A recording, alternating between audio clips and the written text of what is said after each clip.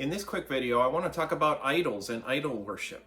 So in Christian religious circles, we reference this and we talk about idols and idol worship in a general sense in the world and in our religion and our religious practices and in our churches and things. We do acknowledge this.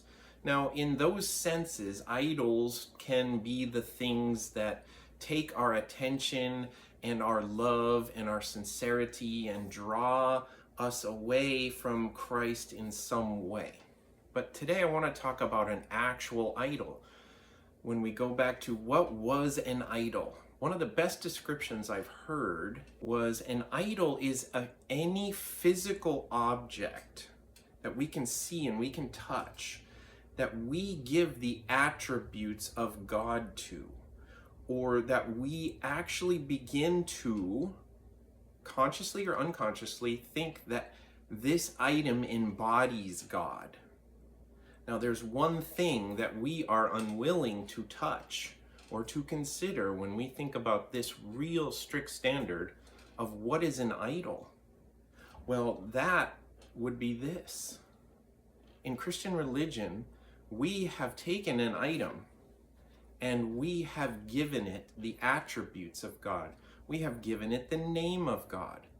We have said that this book speaks. We have said that this book teaches. We have said that this book is living. The ability to speak, the ability to teach, the actual physical state of being alive is God, a living being, Christ, who was given the name, the Word of God.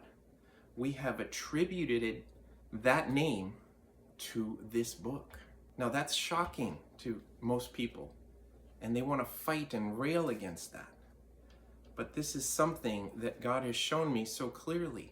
Does this book contain historical records of what God said and did? Absolutely. But when we give this book the attributes, the name, and we start to say that it speaks and teaches and it's living like God is, that's an idol. I want to call your attention back to Old Testament Israel. They had the Ark of the Covenant that contained the Ten Commandments, the words that were written on tablets by God. They believed that that Ark and those tablets inside were the power of God, that they could defeat the enemy by just carrying the words of God. And they were defeated and they were wrong because that became their idol. We have made this our idol in error.